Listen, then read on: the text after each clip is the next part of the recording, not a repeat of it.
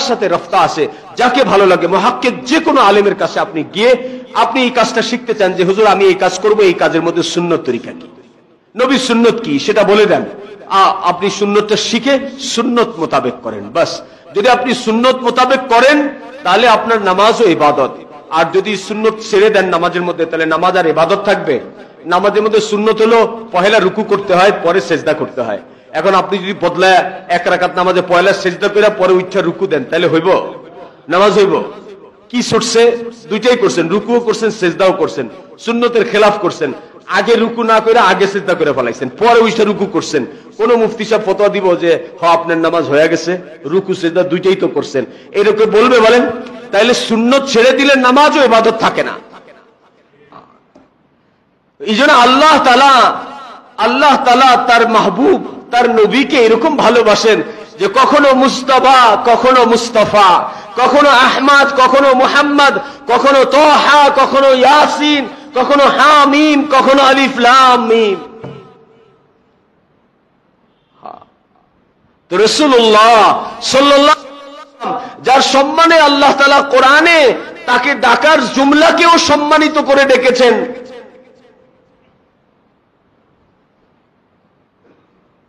হযরত মূসা আলাইহিস সালাতু ওয়াস সালাম, আজকের আলোচনায় মূসা আলাইহিস সালামের নাম আছে যে কালিমুল্লাহ, যিনি আল্লাহ তাআলার সাথে কথা বলতে পারতেন। নবীদের মধ্যে বিশেষ মর্যাদা সম্পন্ন নবী ছিলেন হযরত মূসা আলাইহিস সালাতু ওয়াস সালাম। আল্লাহর সাথে কথা বলার জন্য আল্লাহ তাআলা মূসা আলাইহিস সালামকে দাওয়াত করলেন পাহাড়ে, কোহে তুর পর্বতে। তো সেখানে একটা নির্দিষ্ট জায়গায় মূসা আলাইহিস সালাম আল্লাহর সাথে কথা বলার জন্য যাবেন। তো সেখানে যখন মূসা আলাইহিস সালাম ওই পাহাড়ে অবতরণ করার ইচ্ছা প্রকাশ করলেন, তো আল্লাহ তাআলার তরফ থেকে মূসা আলাইহিস সালামকে ফেরেশতা এই কথা বললেন যে তুমি এই পাহাড়ে জুতা খুলে অবতরণ করো, কারণ এই পবিত্র ভূমি, এখানে গিয়ে তুমি আল্লাহ তাআলার সাথে কথা বলবে, আল্লাহ তাআলার সাথে কথা বলবে। তো আদবের জন্য ওই পাহাড়ে যাওয়ার জন্য, কোহে তুরে যাওয়ার জন্য ফেরেশতা মূসা আলাইহিস সালামকে সতর্ক করতেছে যে তুমি জুতা খুলে আসো।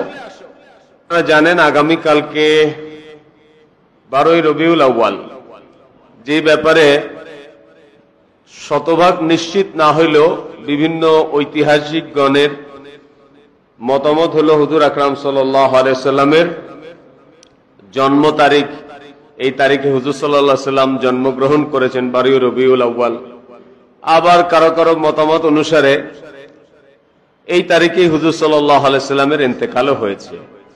আবার বিভিন্ন ইতিহাসবিদগণ এই ব্যাপারে ইখতিলাফও করেছেন, এই তারিখটা আগে পরেও বলেছেন। এক্সাক্ট 12ই রবিউল আউয়াল এটাকে কেউ কেউ এটাকে কি বিতর্ক করে আপত্তি তুলে বলেছে যে না এটা 12 তারিখ না, এটা 9 তারিখ। কেউ আবার গিয়া আরো অন্য তারিখের কথা বলেছে।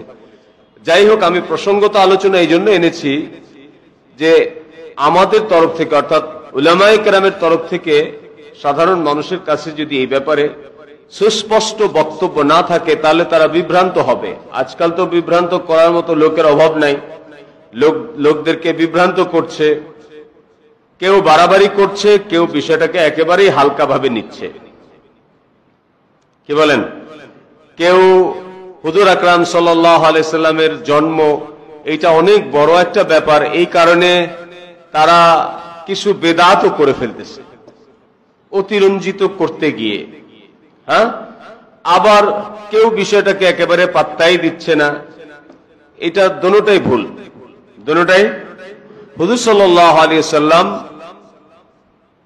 দুনিয়াতে আগমন করেছেন, তারিখ 12ই রবিউল আউয়াল হোক অথবা আগে পরে হোক, হুজুর সাল্লাল্লাহু আলাইহি ওয়াসাল্লামের দুনিয়াতে আগমন আমাদের জন্য কোনই গুরুত্বপূর্ণ বিষয় না, এরকম মনে করাটা তো কোনো সুযোগ নাই। সুযোগ আছে? হুজুর সাল্লাল্লাহু আলাইহি ওয়াসাল্লাম দুনিয়াতে না আসলে আমরা ইসলাম কোথায় পাইতাম? এত বড় যিনি রহমাতুল্লিল আলামিন ছিলেন, হুজুর সাল্লাল্লাহু আলাইহি ওয়াসাল্লামের দুনিয়াতে আগমনের বিশেষত্ব ব্যাখ্যা বিশ্লেষণ তো নতুন করে বলার কিছু নাই, আছে।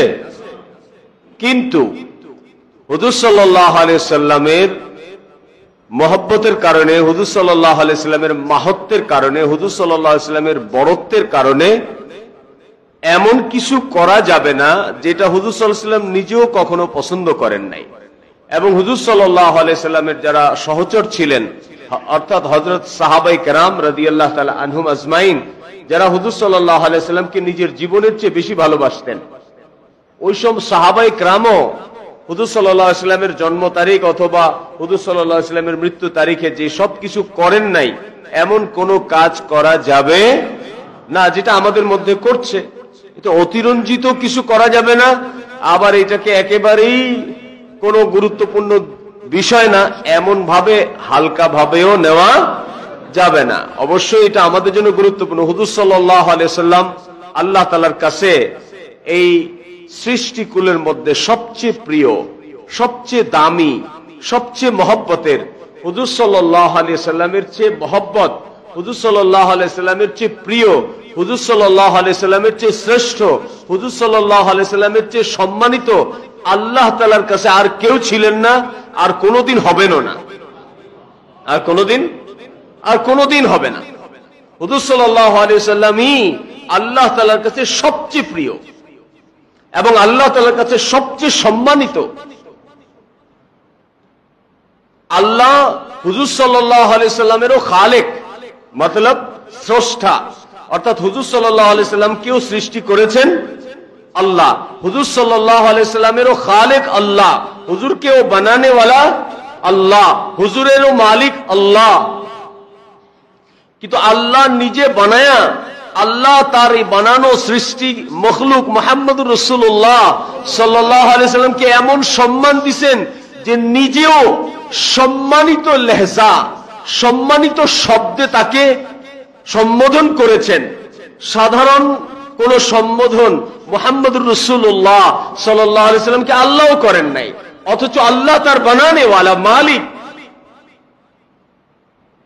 মুফাসসিরিনগণ লিখছেন যে হুজুর সাল্লাল্লাহু আলাইহি সাল্লাম ব্যতীত অনেক নবীদের আলোচনা কোরআনে কারিমে আসে, যেখানে আল্লাহ রাব্বুল ইজ্জত ওই সমস্ত নবীদের সম্বোধন করেছেন ইয়া দাউদ, ইয়া সুলাইমান, ইয়া আইয়ুব, ইয়া মূসা, এরকম আসে। কিন্তু পুরা কোরআনুল কারীমের কোথাও ইয়া মুহাম্মদ নাই।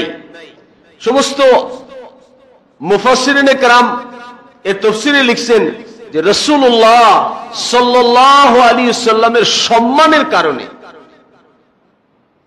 হুজুর সাল্লাল্লাহু আলাইহি সাল্লামের ইজ্জতের কারণে, সম্মানের কারণে আল্লাহ তাআলাও তার নবীকে মুহাম্মদুর রাসূলুল্লাহকে ইয়া মুহাম্মদ বলে ডাকেন নাই।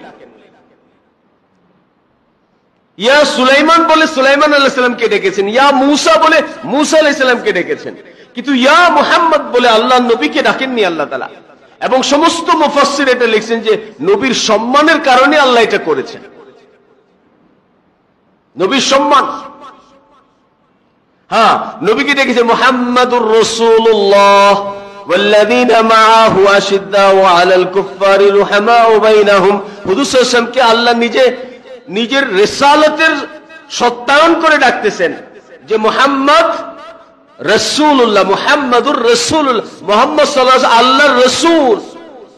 এছাড়া অন্যান্য জায়গায় দেখেছেন তাহা মা আনসালনা আলাইকাল কুরআনা লিতাশকা, আলিফ লাম মিম, হামিম, ইয়াসিন, এগুলো সব হুরুফে মুকাত্তাআত, যার সঠিক মানা মতলব আল্লাহ আর আল্লাহর নবী ছাড়া কেউ জানে না।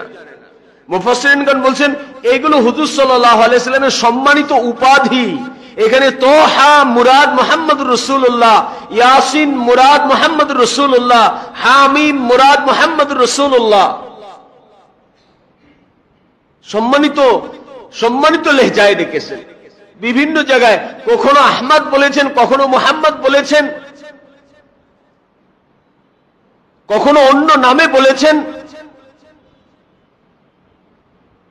হাদিসের মধ্যে হুজুর আকরাম সাল্লাল্লাহু আলাইহি সাল্লামের টোটাল মিলে আল্লাহ বিভিন্ন সময়ে আল্লাহর নবীকে ডেকেছেন। কোন মুহাদ্দিসের মতামত অনুসারে প্রায় 1100 নামে নবীজি সাল্লাল্লাহু আলাইহি সাল্লামকে ডেকেছেন। এটা হলো যেন এই জন্য যে আল্লাহ তাআলা হুজুর আকরাম সাল্লাল্লাহু আলাইহি সাল্লামকে যেমন সম্মানিত করেছেন, এমন ভালোবাসতেন।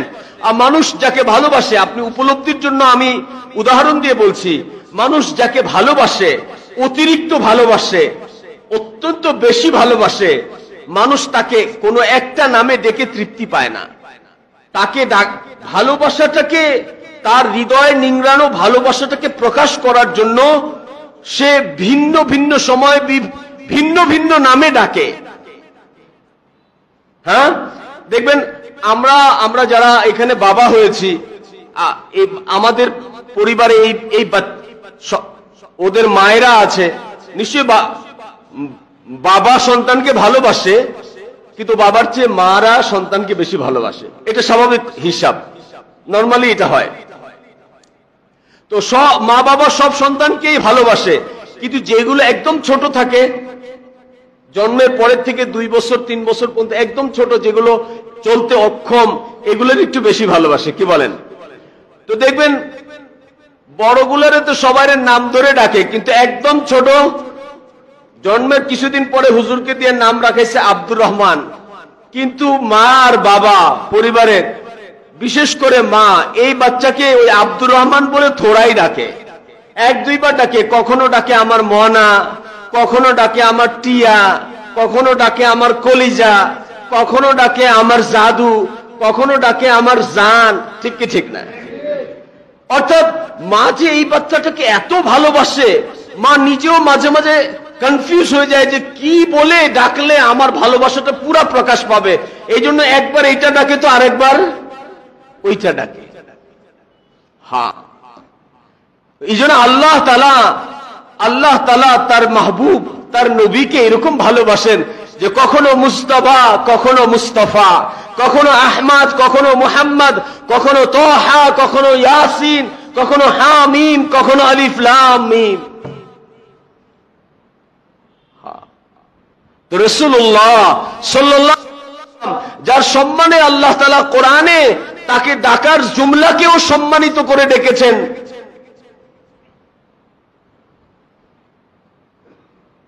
হযরত মূসা আলাইহিস সালাতু ওয়াস সালাম, আজকের আলোচনায় মূসা আলাইহিস সালামের নাম আছে যে কালিমুল্লাহ, যিনি আল্লাহ তাআলার সাথে কথা বলতে পারতেন।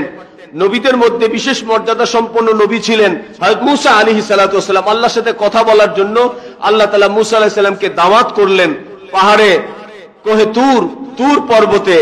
তো সেখানে একটা নির্দিষ্ট জায়গায় মূসা আলাইহিস সালাম আল্লাহর সাথে কথা বলার জন্য যাবেন। তো সেখানে যখন মূসা আলাইহিস সালাম ওই পাহাড়ে অবতরণ করার ইচ্ছা প্রকাশ করলেন, তো আল্লাহ তাআলার তরফ থেকে মূসা আলাইহিস সালামকে ফেরেশতা এই কথা বললেন যে তুমি এই পাহাড়ে জুতা খুলে অবতরণ করো, কারণ এই পবিত্র ভূমি, এখানে গিয়ে তুমি আল্লাহ তাআলার সাথে কথা বলবে, আল্লাহ তাআলার সাথে কথা বলবে। তো আদবের জন্য ওই পাহাড়ে যাওয়ার জন্য, কোহে তুরে যাওয়ার জন্য ফেরেশতা মূসা আলাইহিস সালামকে সতর্ক করতেছে যে তুমি জুতা খুলে আসো। অথচ রাসূলুল্লাহ সাল্লাল্লাহু আলাইহি সাল্লাম যখন ইসরা ইয়ানি মিরাজ সংগঠিত হয়েছিল, নবীকে যখন আল্লাহ নিজের সবচেয়ে মাহবুবিয়াত দান করার জন্য নিজের কাছে ডেকে নিয়েছিলেন, মক্কা মুকাররমা থেকে বাইতুল মুকাদ্দাস, বাইতুল মুকাদ্দাস থেকে প্রথম আসমান, দ্বিতীয় আসমান, তৃতীয় আসমান, চতুর্থ আসমান, পঞ্চম আসমান, সপ্তম আসমান, সিদরাতুল মুনতাহা, সিদরাতুল মুনতাহা থেকে আরশে আজিম পর্যন্ত। তো আরশে আজিমে রফরফে যখন পৌঁছেছেন, তো মূসা আলাইহিস সালামকে যে ফেরেশতা বলছিলেন জুতা খুলে আসো, হুজুর আকরাম সাল্লাল্লাহু আলাইহি সাল্লাম আরশে আজিমে কদম রাখার আগে নিজের জুতা খুলে ফেলেছেন, কিন্তু আল্লাহ পাকের আরশে আজিমে কদম রাখবেন। তো আরশ কাঁপতে শুরু করেছে, আরশ কাঁপতেছে। তো হুজুর আকরাম সাল্লাল্লাহু আলাইহি ওয়াসাল্লাম জিজ্ঞেস, আল্লাহ এই আরশের কি হলো? বলে, এই আমার হাবিব, যেদিন আমি আরশকে সৃষ্টি করেছিলাম সেদিন তাকে সুসংবাদ দিয়েছিলাম যে একদিন তুমি সম্মানিত হবে আমার হাবিবের কদমের ধুলায়, আর সেই জন্ম থেকে সে আপনার পায়ের ধুলার অপেক্ষায় আছে। আর আপনি এখন জুতা খুলেছেন, এই জন্য সে কাঁপতেছে। আপনি জুতা সহ আসেন, যে হাবিবের পায়ের ধুলায় আল্লাহ পাকের আরশ নিজেকে সম্মানিত ভাবে। ওই হাবিবের জন্ম আমাদের কাছে এটা কোনোই গুরুত্বপূর্ণ বিষয় হবে না, এটা তো হইতেই পারে না, এটা তো হইতেই পারে না। আমরা দাঁড়ায় মিলাদ পড়ি না, নবীকে হাজির নাজির জানি না, এই কারণে যারা আমাদের কাছে আমাদের নামে বদনাম করে যে হুজুর সাল্লাল্লাহু আলাইহি সাল্লামের সম্মান আর মর্যাদা আমরা জানি না, তাদের জন্য এই কথাগুলো বললাম। তারা না জেনে বলেছে। হুজুর সাল্লাল্লাহু আলাইহি সাল্লামের ভীষণ সম্মান আর মর্যাদা আমরা আমাদের বুকে লালন করি, কিন্তু হুজুর সাল্লাল্লাহু আলাইহি সাল্লাম নিজেও যেটা পছন্দ করেননি, হুজুর সাল্লাল্লাহু আলাইহি ওয়াসাল্লামের সাহাবায়ে কেরাম যেটা পছন্দ করেননি, এবং যেটার কোনো কোরআন হাদিসের কিতাবে ইজমা কিয়াসের কোনো দলিলের দ্বারা প্রমাণিত না, এমন কোন আমাল করে হুজুর সাল্লাল্লাহু আলাইহি ওয়াসাল্লামের ভালোবাসা প্রকাশ করাটা নিছক জাহালাত ব্যতীত কিছু নয়। ঠিক কি ঠিক না? এই জন্য আমাদেরকে ব্যালেন্স করতে হবে। হুজুর সাল্লাল্লাহু আলাইহি ওয়াসাল্লামকে আমরা প্রচন্ড ভালোবাসি, কিন্তু ভালোবাসা প্রকাশের মাধ্যমটা যেন হুজুর সাল্লাল্লাহু আলাইহি ওয়াসাল্লামের তরিকার খেলাফ না চলে যায়, হুজুর সাল্লাল্লাহু আলাইহি সাল্লামের সুন্নতের খেলাফ চলে না যায়। আমাদের অন্তরে হুজুর সাল্লাল্লাহু আলাইহি সাল্লামের মহব্বত ভরা হওয়া চাই, ঠাসা হওয়া চাই। আমাদের বাচ্চাদের অন্তরে তো এখন মোবাইলের মহব্বত, দুনিয়ার মহব্বত, মালের মহব্বত, বাচ্চাদের অন্তরে আইফোনের মহব্বত, R15 এর মহব্বত, নবীর মহব্বত নাই। কিউ? আমরা তাদের সামনে নবীর মহব্বত, নবীর মাহাত্ম্য, নবীর বুজুর্গি, নবীর জিন্দেগি, নবীর হায়াত, নবীর ইজ্জত, এগুলো আমরা তাদের সামনে কখনো আলোচনাই করি নাই। কি বলেন? এই যে আমরা আজকে হুজুর সাল্লাল্লাহু আলাইহি ওয়াসাল্লাম সম্পর্কে যেগুলো শুনলাম, এগুলো যদি প্রতি ছোটবেলা থেকে আমাদের ঘরে আমরা আমাদের বাচ্চাদেরকে শোনাইতাম, তাহলে আমাদের বাচ্চাদের অন্তরে নবীর মহব্বত তৈরি হইতো। ঠিক কি ঠিক না? খানা খাওয়ার সময় এই বাচ্চা তালাশ করতো নবীর সুন্নত কি, পোশাক পরিধান করার সময় এই বাচ্চা তালাশ করতো নবীর সুন্নত কি। হ্যাঁ, আমরা ঘর বানানোর সময় তালাশ করতাম ঘর বানানোর ক্ষেত্রে নবীর সুন্নত কি। বিবাহ শাদীর সময় আমরা তালাশ করতাম নবীর সুন্নত কি। কিন্তু যেহেতু নবীর মহব্বত, নবীর ভালোবাসা, জি, নবীর সম্মান, নবীর আহমিয়াত আমাদের অন্তরে নাই, এই জন্য দুনিয়ার সব কামে আমরা মন মতলবি করি। আমাদের মনে যেটা ভালো লাগে, আমাদের মনে যেটা পছন্দ করে, আমাদের নফস এর খাহেসাত যেদিকে চলে আমরাও সেদিকে চলি। জিন্দেগি দুইটা, একটা খাহেসাতের জিন্দেগি, মন চাহি খাহেসাতের জিন্দেগি, আরেকটা রব চাহি জিন্দেগি। এই দুইটা রাস্তা, একটা সোজা জান্নাতে গিয়ে ঠেকছে, আরেকটা সোজা জাহান্নামে গিয়ে ঠেকছে। যে রবচাহি জিন্দেগি চলতে থাকবে, তো চলতে চলতে সে গিয়ে জান্নাতে পৌঁছে যাবে। আর যে খাহেসাতের জিন্দেগিতে চলতে থাকবে, এই রাস্তায় যে চলতে থাকবে, এই রাস্তার শেষে তো জাহান্নাম অপেক্ষা করছে, তো পৌঁছবে কোথায়? এই জন্য মানে মহতারাম দোস্তার বুজুর্গ, রাসূলুল্লাহ সাল্লাল্লাহু আলাইহি সাল্লামের সম্মান, হুজুর সাল্লাল্লাহু আলাইহি সাল্লামের মর্যাদা আমাদের সবার জানা দরকার। হুজুর সাল্লাল্লাহু আলাইহি সাল্লামের সিরাত, হুজুর সাল্লাল্লাহু আলাইহি সাল্লামের জন্ম থেকে, বিলাদত থেকে নিয়ে শুরু করে হুজুর সাল্লাল্লাহু আলাইহি সাল্লামের ওফাত পর্যন্ত আমাদের প্রত্যেক মুসলমানের জানা প্রয়োজন। প্রত্যেক মুসলমানের। জিজ্ঞাসা করেন হুজুর সাল্লাল্লাহু আলাইহি সাল্লামের জন্ম সম্পর্কে ম্যাক্সিমাম মুসলমান সঠিক কোনো ধারণা দিতে পারবে না। সঠিক কোনো ধারণা দিতে পারবে না। তারিখ বলতে পারবে না। হুজুর সাল্লাল্লাহু আলাইহি সাল্লামের জন্ম ঈসাই সন, ইংরেজি সন কত, এটা বলতে পারবে না কত সালে। হুজুর সাল্লাল্লাহু আলাইহি সাল্লামের পুরা জিন্দেগির এক এক মুহূর্ত যা কিতাবে লেখা আছে আমাদের প্রত্যেক মুসলমানের জানা প্রয়োজন। হুজুর সাল্লাল্লাহু আলাইহি সাল্লামের পুরা জিন্দেগি, হুজুর সাল্লাল্লাহু আলাইহি সাল্লামের রেহেন সেহেন সবকিছু আমাদেরকে জানতে হবে। কিন্তু হুজুর আকরাম সাল্লাল্লাহু আলাইহি সাল্লাম তো দুনিয়াতে আসছিলেনই আমাদের জন্য। হুজুর সাল্লাল্লাহু আলাইহি সাল্লামের দুনিয়াতে আগমনের আর কোনো কারণ ছিল?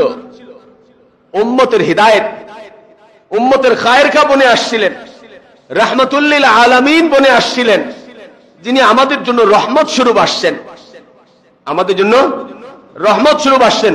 আল্লাহ তাআলার তরফ থেকে আরো অনেক নবীরা দুনিয়াতে আসছেন, কিন্তু অন্যান্য নবীদের জামানায় শরীয়ত এত সহজ ছিল না।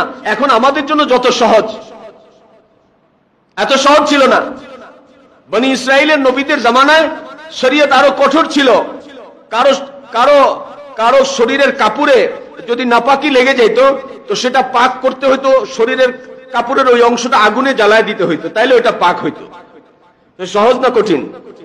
কিন্তু আমাদের নবী আমাদের জন্য যে ইসলাম, যে জিন্দেগি নিয়ে আসছে, সেখানে আগুনে পুড়তে হয়? বলে না, ওই জায়গাটা বিসমিল্লাহ বলে 3 বার ধুয়ে দিলে পাক হয়ে গেল। সহজ না কঠিন? সহজ। এটা মুহাম্মদ রাসূলুল্লাহর উসিলায় আমাদেরকে আল্লাহ এই সহজ দিন দান করেছেন, এই নবীর উসিলায়। হ্যাঁ, আগের জামানায় লোকেরা কোরবানি করলে কোরবানির পশু পাহাড়ের চূড়ায় রেখে আসতে হইতো, আসমান থেকে একটা আগুন এসে ওটা জ্বালায় দিত, তাহলে বোঝা যেত কোরবানি কবুল হয়েছে। কিন্তু ওই কোরবানির পশু খাওয়া যেত না। কিন্তু হুজুর সাল্লাল্লাহু আলাইহি সাল্লামের বরকতে আমাদেরকে আল্লাহ তাআলা আমাদের সদকার গোশত আমাদের জন্য হালাল করে দিয়েছেন। ঠিক কি ঠিক না? আমরা যে কোরবানি দেই, আমাদের কোরবানির গোশত আমরা খাই কি খাই না? কোরবানি তো মূলত আল্লাহর নামে একটা সদকা। কি বলেন?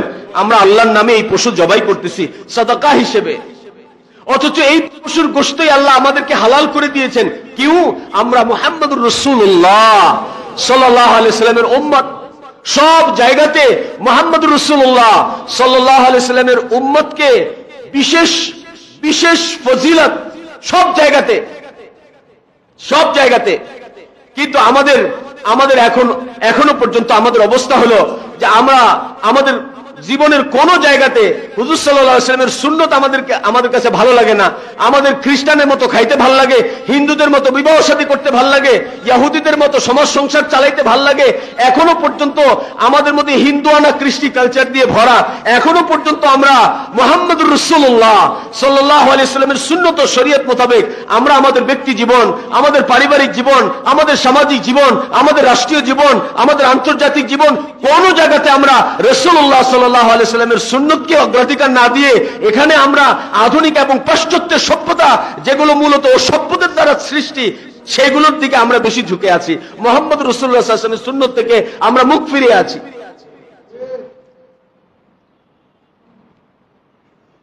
হুজুর সাল্লাল্লাহু আলাইহি ওয়াসাল্লাম ওয়ালা জিন্দেগি আমার আপনার জন্য দুনিয়া আখিরাতের শান্তির কারণ। কিন্তু হুজুর সাল্লাল্লাহু আলাইহি ওয়াসাল্লাম ওয়ালা সুন্নত আমাদের কাছে ভালো লাগে না। হুজুর সাল্লাল্লাহু আলাইহি ওয়াসাল্লামের সুন্নত মোতাবেক খাইতে ভালো লাগে না, ঘুমাইতে ভালো লাগে না, কোনো কাজ করতে ভালো লাগে না। অথচ মুহতারাম দোস্তার বুজুর্গ বলেন যে রাসূলুল্লাহ সাল্লাল্লাহু আলাইহি ওয়াসাল্লামের উম্মত হওয়ার কারণে শুধু দুনিয়া নয়, আখিরাতের জিন্দেগিতেও আল্লাহ আমাদেরকে বিশেষ ফ্যাসিলিটিস দিলেন। এই উম্মতের রিওয়ায়াতের মধ্যে আসছে, এই উম্মতের এক গুনাহগার ব্যক্তি যাকে ফেরেশতারা ধরে নিয়ে আসবে হাসরের ময়দানে হিসাব কিতাবের জন্য। আর তার আমলনামা হিসাব করে দেখা যাবে যে কিছু কবিরা গুনাহ তার আমলনামায় জমা আছে। আমার কথা ধ্যানের সাথে শুনেন, দেখা যাবে তার আমলনামায় কিছু কবিরা গুনাহ লেখা আছে। তো যেই পরিমাণ গুনাহ লেখা আছে ওই পরিমাণ শাস্তি ভোগ করার পরে তাকে জাহান্নাম থেকে মুক্তি দেওয়া হবে। কিন্তু ওই গুনার শাস্তি ভোগানোর জন্য এতদিনের জন্য তাকে জাহান্নামে নিক্ষেপ করা হোক, আল্লাহ তাআলার তরফ থেকে এই হুকুম দেওয়া হবে। এই হুকুম দেওয়া হবে। তো নিয়ম মোতাবেক ফেরেশতারা তার হাতে জাহান্নামের শিকল পরাইতে চাইবে। দুনিয়াতেও কোনো কয়েদিকে অ্যারেস্ট করলে প্রথমে কি করে? হ্যান্ডকাফ পরায় দেয় না, শিকল। তো এই ফেরেশতারা তার হাতে শিকল দিয়া জাহান্নামের শিকল পরাইতে চাইবে। আল্লাহ তাদেরকে থামায় দিয়ে বলবে, এই ফেরেশতা, তার অপরাধের কারণে সে শাস্তি পাবে সত্য, কিন্তু এই লোকটা আমার হাবিবের উম্মত, আমার হাবিবের সম্মানের কারণে অন্তত তাকে শিকল দিয়া বাইধো না। ও মুসলমান, নবীর তরিকা তোমার ভাল লাগে না? কিয়ামতের ময়দানে মুহাম্মদুর রাসূলুল্লাহ সম্মানের কারণে এক অপরাধ শিকল দিয়ে বাঁধা হবে না। ফেরেশতা তারে ধরে জাহান্নামের দিকে নিয়ে যাবে। জাহান্নামের ফেরেশতা, দারওয়ান মালিক ফেরেশতা বলবে, এই মিয়া কারে নিয়ে আসছো? কয়েদি হলে তো শিকলে বাঁধা থাকতো, কারে নিয়ে আসছো? ফেরেশতা বলবে, মালিক চুপ হয়ে যাও, ইনি মুহাম্মদ সাল্লাল্লাহু আলাইহি ওয়াসাল্লামের উম্মত। আল্লাহ মুহাম্মদ সাল্লাল্লাহু আলাইহি ওয়াসাল্লামের সম্মানে তারে শিকল দিয়া বাঁধতে না করছে, চুপ হও। ফেরেশতা তাকে জাহান্নামে প্রবেশ করাবে। তার গুনাহের কারণে গুনাহের আন্দাজে তাকে শাস্তি দেওয়ার জন্য ফেরেশতা নিযুক্ত করা হবে। আর ওই ফেরেশতা এসে জাহান্নামের আগুনকে ডাকবে, আগুন তাকে চতুর্দিক থেকে ঘিরে ফেলবে। চতুর্দিক থেকে যখন আগুন তাকে জ্বালানোর জন্য একদম তার নিকটে আসতে শুরু করবে, সে বাঁচার জন্য ভয়ে লা ইলাহা ইল্লাল্লাহু মুহাম্মাদুর রাসূলুল্লাহ এই কালিমা বলবে, और আগুন ঝটঝট করে দূরে চলে যাবে।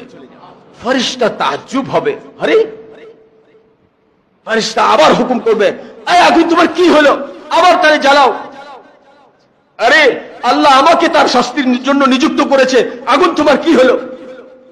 আগুন আবার আসবে, সে বাঁচার জন্য আবার কালেমা পড়বে, আবার আগুন চলে যাবে। একবার, দুইবার, তিনবার। ফেরেশতা যখন গুসসা হবে তো আল্লাহ তাআলার হুকুমে আগুনের জবাব খুলে যাবে। এবার যাই ফেরেশতা শোনো, যার কালিমার সাথে মুহাম্মদুর রাসূলুল্লাহর নাম সম্বলিত যার কাছে কালিমা আছে, ওই ব্যক্তিকে জ্বালানোর ক্ষমতা আমার নাই। ফেরেশতা বলবে ঠিক আছে, এইবার জ্বালাও, এইবার পারবে। তো যখন সে চতুর্দিক থেকে তাকে আবার আগুন জ্বালানো কোশিশ করবে, চতুর্থ মারতবা সে বাঁচার জন্য লা জবান খুলবে, আর এই ফেরেশতা পাশের থেকে তার জিহ্বাতে প্যারাক মেরে দিবে। ইন্না লিল্লাহ। আর সে কালিমা পড়তে পারবে না। এবার আগুন তার শরীরের মধ্যে জ্বালাইতে শুরু করবে, আর ফেরেশতা পাশের থেকে আফসোস করে বলবে, ওহো বদনসিব, তুমি মুহাম্মদুর রাসূলুল্লাহর উম্মত ছিলা, লা ইলাহা ইল্লাল্লাহু মুহাম্মাদুর রাসূলুল্লাহ, এই কালিমা তোমার নসিব হয়েছিল। কাশ, আফসোস যদি তুমি দুনিয়াতে মুহাম্মদুর রাসূলুল্লাহর তরিকায় তোমার জীবন যাপন করতা। তো খোদার কসম, যিনি এই জাহান্নামের মালিক, বলে এমন ব্যক্তি যে মুহাম্মদুর রাসূলুল্লাহর সুন্নত তরিকায় তার জীবন যাপন করছে, এমন ব্যক্তিকে জ্বলন্ত জাহান্নামে ফেলে দিলে জাহান্নামের সমস্ত আগুন ঠান্ডা হয়ে যাবে। আজ যদি তুমি তোমার দুনিয়ার জীবনে মুহাম্মদুর রাসূলুল্লাহর সুন্নত মোতাবেক জিন্দেগি যাপন করতে, তাহলে আজকে তোমাকে এই শাস্তি পেতে হতো না। তোমার জন্য আফসোস যে তুমি মুহাম্মদুর রাসূলুল্লাহর উম্মত হওয়া সত্ত্বেও আজকে তোমাকে আগুনে জ্বালানো হচ্ছে। আফসোস তোমার জন্য। আজ মেরে মোহতারাম দোস্তার বুজুর্গ, আজ আমাদের এখনো পর্যন্ত যে সমস্ত লোকে আমাদের রুচি এত বিকৃত হয়ে গেছে, জামানার কারণে হোক আর মানে কি বলবো, হারাম মালের কারণে হোক, গুনাহের কারণে, যে কোনো কারণে হোক, আজ আমাদের নওজওয়ানরা, আমাদের যুবকেরা, তারা নিজেদের হেয়ার কাটিং করে, বেশ্যা পতিতা যারা পয়সার বিনিময়ে শরীর বেচে বেচে খায়, তাদের মতো করে চুলের কাটিং করে। আমাদের মেয়েরা জামা বানায় তাদের মতো করে। আমাদের পরিবারের লোকেরা ঘরের ফার্নিচার বানায় ইহুদ নাসারা হিন্দুদের মতো করে। খানা খায় ইহুদ নাসারার তরিকায়, ছেলে মেয়ে বিবাহ দেয় করায় ইহুদ নাসারার তরিকায়, কামাই ইহুদ নাসারার তরিকায়, খরচ ইহুদ নাসারার তরিকায়, পুরা জিন্দেগি কাফের ইহুদি নাসারা খ্রিস্টানের তরিকা। মুসলমান, অনেক মুসলমান তো এমন আছে দেখলে চিনা যাবে না মুসলমান নাকি অন্য লোক। হায় আফসোস। অথচ নবীজি সাল্লাল্লাহু আলাইহি সাল্লাম, যিনি আমাকে আপনাকে এক এক ব্যক্তিকে জাহান্নাম থেকে বাঁচানোর জন্য দুনিয়ার শেষ নিঃশ্বাস পর্যন্ত মেহনত করে গেছেন, কেঁদে গেছেন, আজও নবীজি সাল্লাল্লাহু আলাইহি সাল্লাম আপন রওজায়ে আতহারে তিনি আমাদের জন্য কাঁদেন। হুজুর সাল্লাল্লাহু আলাইহি সাল্লাম ইয়াকিনী ভাবে সমস্ত আহলে সুন্নাত ওয়াল জামাতের সমস্ত উলামায়ে কেরাম এই ব্যাপারে ইত্তেফাক যে নবীজি আপন মকবরায় এখনো জীবিত অবস্থায় আছেন। হ্যাঁ, এই জন্য হাদিসে আসছে যে হুজুর সাল্লাল্লাহু আলাইহি সাল্লামকে যে দূরের থেকে সালাম দেয়, ফেরেশতা ওই সালাম নবীর কাছে পৌঁছায়, নবীজি জবাব দেন। আর যারা নবীজির রওজায়ে আতহারে গিয়ে সালাম দেয়, ওই সালাম নবীজি স্বয়ং শুনতে পান এবং জবাব দেন। আজও কান্দেন, আজও নবী কান্দেন। এই জন্য আমি বলবো 12ই রবিউল আউয়াল আসছে, বিদআত নয়। আজকে আমাদের শিক্ষা হবে যে আজ থেকে আমরা প্রতিজ্ঞা করছি, আমার ব্যক্তি জীবনে, আমার পারিবারিক জীবনে, আমার কামাইয়ে, আমার খরচে, আমার সামাজিক রীতিনীতি, আচার আচরণে, আমার রাষ্ট্রীয় জায়গায়, পুরা জীবনের প্রত্যেকটা ক্ষেত্রে এটা আগে শিখবো যে জীবনের এই কাজের ক্ষেত্রে সুন্নত কি, মুহাম্মদুর রাসূলুল্লাহর সুন্নত কি। সুন্নত শিখবো, সুন্নত মোতাবেক আমি আমার ব্যক্তি জীবন চালাবো, সুন্নত মোতাবেক আমি আমার দাম্পত্য জীবন চালাবো, সুন্নত মোতাবেক আমি আমার ছেলে সন্তানকে পরবারিশ করব, সুন্নত মোতাবেক আমি আমার সামাজিক রীতিনীতি আচার আচরণগুলোকে করব, পুরাকে পুরা মুহাম্মদুর রাসূলুল্লাহর সুন্নত মোতাবেক করব ইনশাআল্লাহ। বাস রবিউল আউয়ালের প্রতিজ্ঞার শিক্ষা যেন এটাই হয় আমাদের। রবিউল আউয়াল থেকে যেন আমরা সবাই এই প্রতিজ্ঞা করি, এই শিক্ষা নিই। পারবো সবাই? আল্লাহ আমাদের সবাইকে তৌফিক দান করে। একটা লোক যদি আজকে এই সিদ্ধান্ত নেয় যে আমি আজ থেকে নিয়ত করে নিলাম পুরা জীবন আমি মুহাম্মদুর রাসূলুল্লাহর তরিকায় চালাবো, তাহলে আমার আজকের এই মাহফিল সফল। কে এরকম নিয়ত করলেন যে আজ থেকে পুরা জিন্দেগি বাস আমি যেটা জানি না জেনে নিব, যেটা জানি নবীর তরিকাই করব। ঠিক আছে ইনশাআল্লাহ? নবীর তরিকার বাইরে কোনো কাজ করব আল্লাহ আপনি আমাদের সবাইকে কবুল করেন।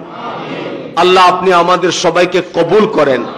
আল্লাহ আপনি আমাদের সবাইকে কবুল করেন এবং আমাদের এই পুরা মহল্লা, পুরা শহর, পুরা দেশের সমস্ত মুসলমানকে আপনি এই কথার উপরে আমল করার তৌফিক দান করেন।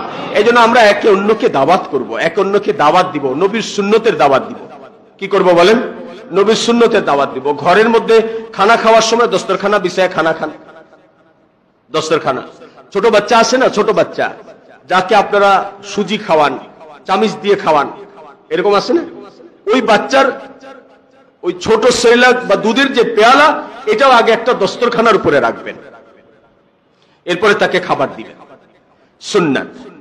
এই বাচ্চা এই জন্মের পরে থেকে, এখনো তো সে ছোট, কিন্তু সে এখন থেকে সুন্নত তরিকায় খাচ্ছে। এর তাসির তার দিলের মধ্যে পড়বে, এর তাসির তার দিলের মধ্যে পড়বে। হ্যাঁ, তাকে খানা মুখে দেওয়ার সময় যে খাওয়াবে সে বিসমিল্লাহ বলবে, এর তাসির এই বাচ্চার মধ্যে পড়বে। করবো ইনশাআল্লাহ।